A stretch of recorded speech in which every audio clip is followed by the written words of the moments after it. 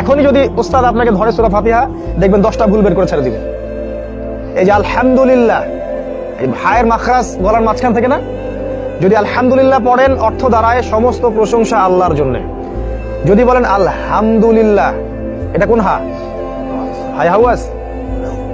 এই হায় হাওয়াজ দিয়ে পড়লে অর্থ দাঁড়ায় কি জানেন? সমস্ত নিন্দা আল্লাহর জন্য। কি বুঝলেন?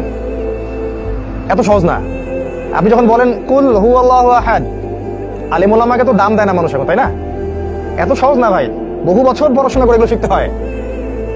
ওইদিকে আমি পরে আসছি। যদি আপনি বলেন কুল হুয়াল্লাহু আহাদ, অর্থ দাঁড়ায় বলুন হে নবী আল্লাহ এক এবং অদ্বিতীয়, তাই না?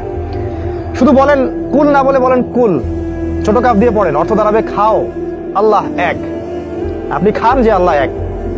যদি পড়েন আলিফ লাম মিম যালিকাল কিতাব লা রাইবা ফি, এটা এমন একটা বই যে বইয়ে কোনো সন্দেহ নাই, আমি লাই কিন্তু টান দিছি, লা রাইবা ফি। যদি টান না দেই, বলি যালিকাল কিতাব লা রাইবা ফি, অর্থ চেঞ্জ হয়ে যাবে।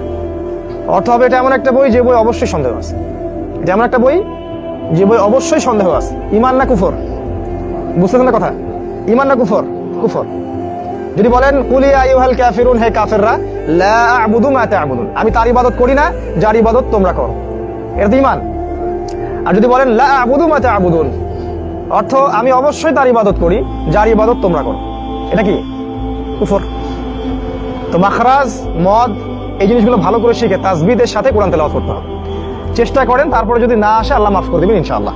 তা আপনাকে তো চেষ্টা করতে হবে। সারা জীবন 10, 15, 20 বছর বিসিএস ক্যাডার হওয়ার জন্য মাথার ঘাম পায়ে ফেলে একদম একাকার করে ফেলালেন, আল্লাহর কালাম পড়ার সৌভাগ্য হলো না। এর মতো হতভাগা কোনো মানুষ হতে পারে পৃথিবীতে?